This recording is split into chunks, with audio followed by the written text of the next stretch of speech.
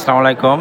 যারা কুরবানি আপনাদের ইচ্ছে মতো কুরবানি দিতে চান, তারা নির্দ্বিধায় চলে আসতে পারেন জগড়াচর বাজার এর পাশে যে একটি বিশাল গরুর হাট। আপনারা দেখতে পারতেছেন গরুগুলো, অসংখ্য গরু। এই গরুগুলো দেখেন কি আকার বড় গরু। আপনারা আপনাদের মন মতো গরু নিতে পারেন।